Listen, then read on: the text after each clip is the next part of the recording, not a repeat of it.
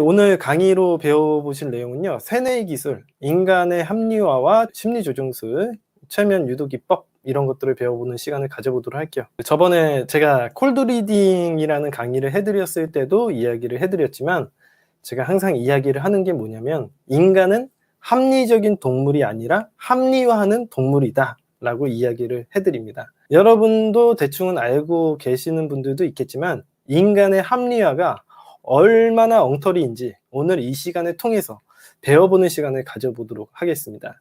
그리고 이런 인간의 합리화의 원리와 심리 조종 기술을 배워가지고 재회나 연애를 할 때도 어떻게 활용할 수 있는지 알아보는 시간을 가져보도록 할게요. 본격적인 수업에 들어가기 전에 교양으로 배워볼 것 한 가지 심리 기술 소개해 드리도록 하겠습니다. 그것은 포로 효과라고 하는 건데요. 제가 콜드리딩 수업 때도 이야기를 해드렸었고, 반업 효과라고도 소개를 해드렸던 내용입니다. 똑같아요. 반업 효과나 포로 효과나 똑같습니다. 포로라는 이 심리학자가 있었는데요. 제양군인 병원에서 일하면서 대학생들도 가르치던 그런 심리학자였어요. 근데 1949년에 어느 한 클럽에서 필적학자를 만났는데, 그 필적학자가 이런 얘기를 하더랍니다. 내가 사람의 필적만 보면 성격을 어느 정도 알 수가 있다, 이렇게 얘기를 한 거예요. 이걸 두고 크게 언쟁을 벌였다고 합니다. 그래서 포로는 대학교로 돌아와가지고 자신의 심리학 입문 강의에서 39명의 수강생들을 대상으로 성격에 대한 가짜 심리 검사를 했어요. 일주일 뒤에 모든 학생에게 동일한 성격 진단 결과와 학생 각각의 이름이 적힌 종이를 전달을 했습니다. 그러니까 가짜로 심리 실험을 한 다음에 39명을 대상으로 심리 테스트를 한 다음에 다 똑같은 결과를 갖다가 이야기를 해준 거예요. 또한 학생들에겐 진단 내용을 서로 공유하지 말 것을 당부했고요. 그러나 학생들은 모두 전달된 내용이 자신의 실제 성격이라고 믿어 의심치 않았다고 합니다. 이 진단 결과가 뭐였냐면요, 이 13가지 항목으로 구성되어 있는데, 내용은 대다수 이제 포로가 점성술 책을 보고서는 참고해서 적어놓은 거래요. 그러니까 여러분들 중에 가끔 혈액형 신봉자도 있고요, 별자리 신봉자들도 계시거든요. 그런 분들이 이제 이런 거에 현혹되고 있으시다라는 얘기입니다. 점성술 책에서 참고한 거고요. 첫 번째가 뭐였냐면, 당신은 타인이 당신을 좋아하기를 원하며 타인에게 존경받고 싶어 합니다. 이러지 않고 싶은 사람이 없어요. 이거 나야, 이거 나야. 두 번째, 당신은 스스로에게 비판적인 경향이 있습니다. 그래, 가끔씩은 나도 비판적인 경향이 있지, 체크. 세 번째, 당신에게는 아직 당신의 장점으로 전환시키지 못한 사용하지 않은 잠재력이 있습니다. 그래, 나 아직 잠재력이 다 표출한 것 같진 않아. 그래, 잠재력이 있지, 나도. 잠재력이 없는 사람이라고 생각하면 비극적이잖아요. 인간이 이렇게 무지하다니까. 네 번째, 당신은 성격적인 약점이 있지만 보통은 이러한 결점을 잘 극복할 수 있습니다. 그렇게 믿고 싶어요. 체크. 그러니까 인간은 합리적인 동물이기보다는 합리화를 하는 거예요. 이런 식으로. 그러기를 원하는 거예요. 이런 걸 이용해서 콜드리딩 사용한다고 제가 콜드리딩 강의에서 이야기해드렸죠. 모르시는 분들은 제 유튜브 검색해보시면 알아요. 콜드리딩 이렇게 유튜브에 검색해보시면 제가 올려드린 강의 있습니다. 5번, 당신은 성적인 부분을 조율하는 데에 문제를 가진 적이 있습니다. 예, 누구나 있죠. 예. 6번, 외면적으로는 당신은 잘 절제되어 있으며 스스로 통제를 하고 있습니다. 그 내면에서는 걱정스러우며 자신이 없는 면도 있습니다. 이걸 콜드리딩에서는 스톡스필이라고 하는 거예요. 7번, 때때로 당신은 자신이 올바르게 결단하고 행동한 것인지에 대해 진지한 의문을 가지기도 합니다. 이런 식으로 13가지가 있습니다. 다 읽어드리지 않을게요. 시간이 없어서. 모르시는 분들은 포로 효과 찾아보시면요, 다 있습니다. 이 평가서가 자신의 성격을 얼마나 잘 설명하는지 점수를 매기도록 해서 모아봤더니 5점 만점 기준에 4.26점이 나왔대요. 그러니까 5점 만점 기준에 4.26점이 나왔다는 거는 90점이에요, 90점. 다 자기 얘기라고 생각을 했다는 거죠.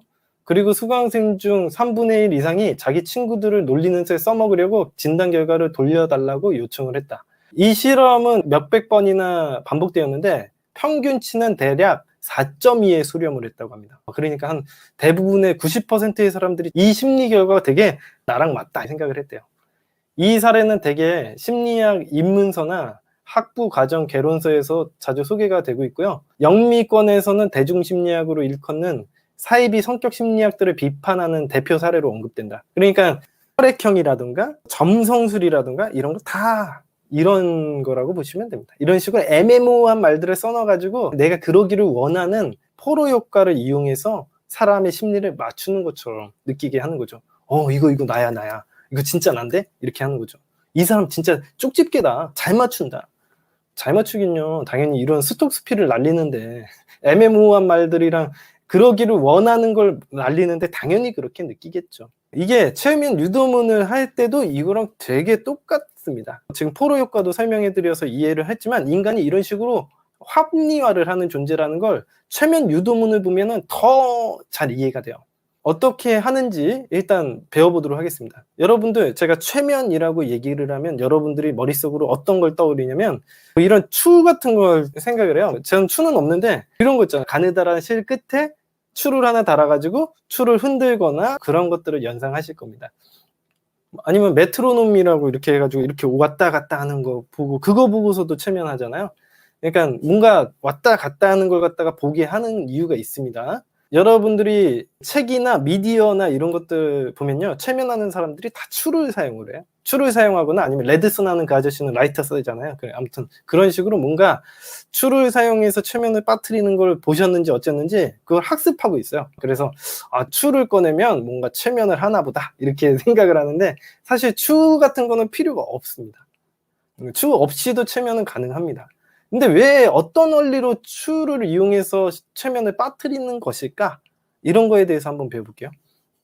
기본적으로 최면을 직접 최면이 있고 간접 최면이 있는데 직접 최면은 이제 내가 너를 최면을 걸 거예요 하고선 최면을 하는 거는 이제 우리가 실제로 심리 상담을 할 때 이런 카우치라고 해서 이렇게 거의 리클라이너 의자 여러분들 아시죠? 이렇게 누워있어요. 반쯤 누워있는 듯한 의자에 눕혀요.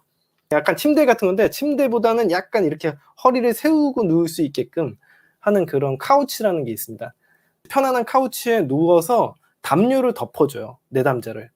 그러고 나서 눈앞에서 추를 흔듭니다. 그러면 당연히 여러분들 이 상황 자체가 이미 잘 수 있는 환경을 만들어 놔요. 어둡고 편안한 의자에 담요도 덮고 몸을 좀 축 늘어뜨리라고 해요. 그리고 나서 추를 보라고 하거든요. 그러면 당연히 추를 보고 잠을 잡니다. 원래부터. 예. 추를 원래 안 봐도 잠을 자는데 추를 보면 더 잠이 오겠죠. 그리고 나서는 최면사가 이런 얘기를 합니다. 추를 집중해서 보시라고. 흔들리는 추를 집중해서 보십시오. 이런 식으로 얘기를 해요.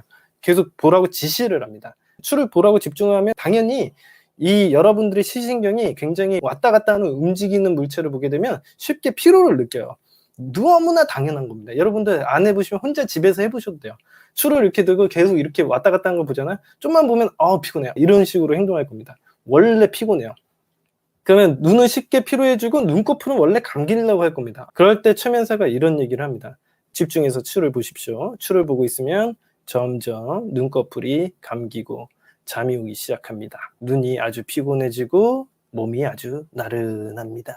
이런 식으로 얘기를 합니다. 그러면은 당연한 상황이야. 카우치에다 눕혀놓고 담요 덮어놓고 이거 흔드는데 안 졸리고 안 피곤한 사람이 없죠.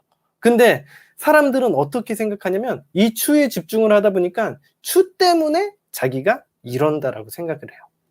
황당하게도.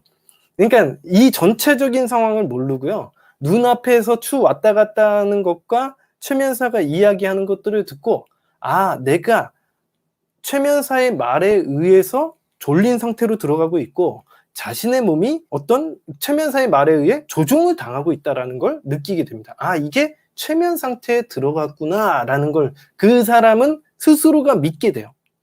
이게 바로 최면 상태라고 보시면 돼요. 내면 세계가 그렇게 합리화를 딱 해서 내가 이 사람의 말에 조종을 당하고 있고 이 사람의 말에 쭉 빨려 들어가고 있구나 이렇게 생각을 하면서 합리화를 합니다. 그러면 그때부터는요 최면사의 말을 신뢰하게 되고 내면 세계로 접근하기가 쉬운 상태가 되어버리는 거예요. 이게 최면이라고 보시면 됩니다. 최면은 영어로 히포시스 이렇게 하는데 트랜스라고 생각하시면 돼요. 몰입 상태고 아주 깊은 내면 세계로 들어가기 쉬운 상태가 되어버리는 것 의미합니다. 그래서 이제 이런 원리로 된다라는 걸 이해하시면요 실제로 최면에서 추는 필요가 없습니다.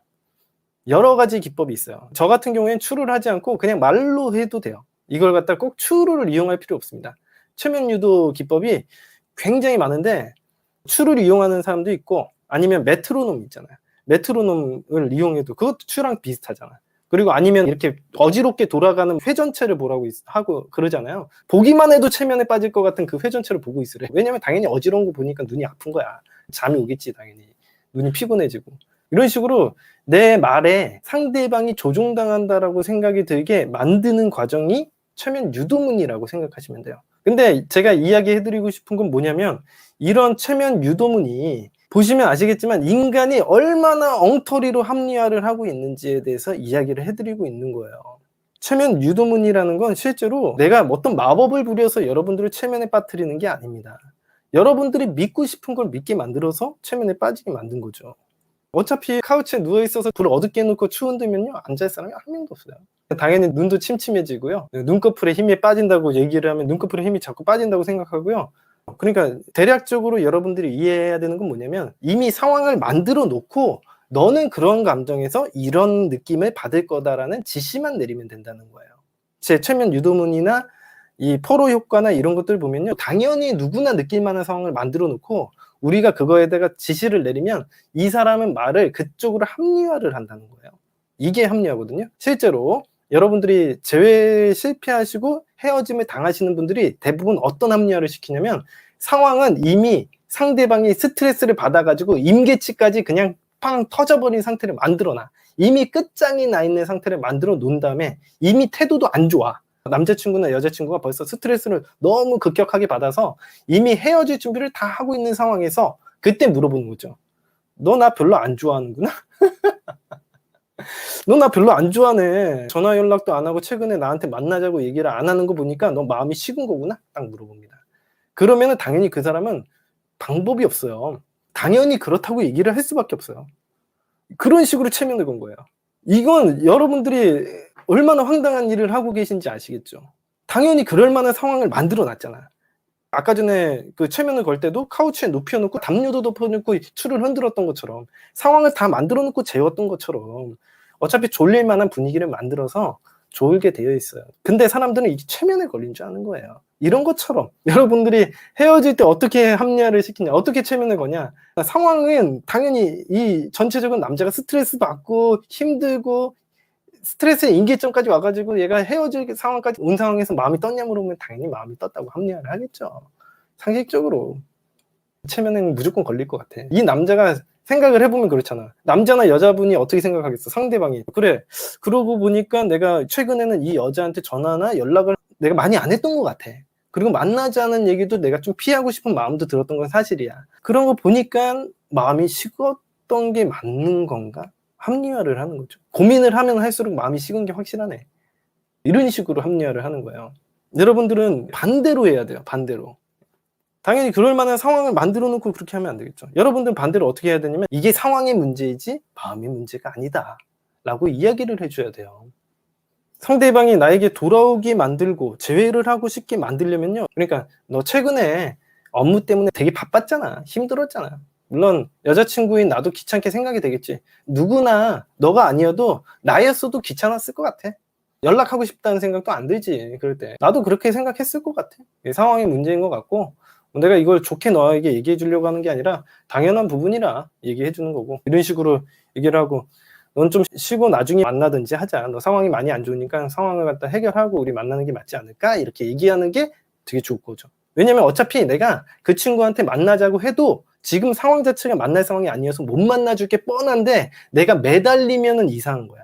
상황은 벌써 그 사람이 나를 버릴 만한 상황을 만들어 놓고서는 걔한테 만나자고 얘기를 하면 걔의 내면 세계와 싸우게 되게 만드는 거야.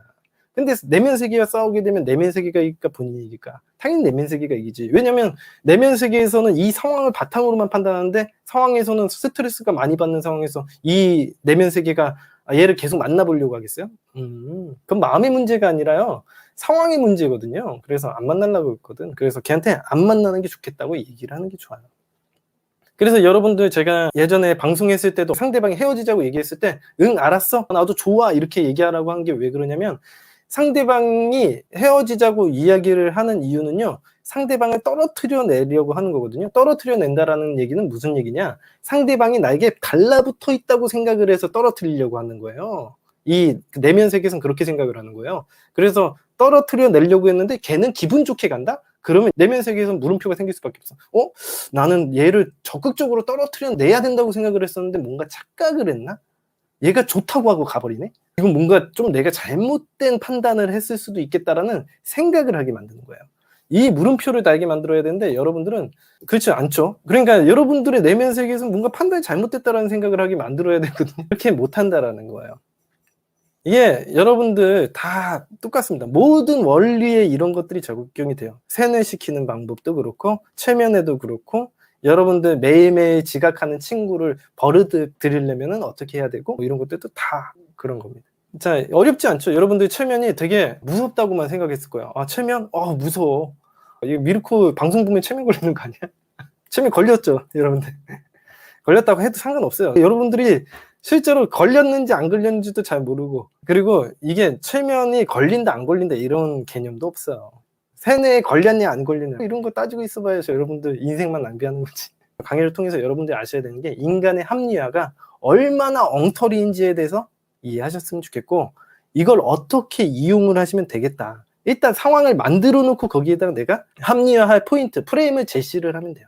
그렇게 하기만 하면은 모든 문제가 해결이 됩니다. 근데 여러분들이 이거 되게 어렵겠죠. 내 상황에 접목시키니까 어려운 것 같아요. 이렇게 생각을 할 거예요. 제가 전문가니까 저한테 물어보시면 되죠. 수업을 잘 들으셨다고 생각하고 유익하셨다고 생각하시면 좋아요 꼭 눌러주셨으면 좋겠습니다.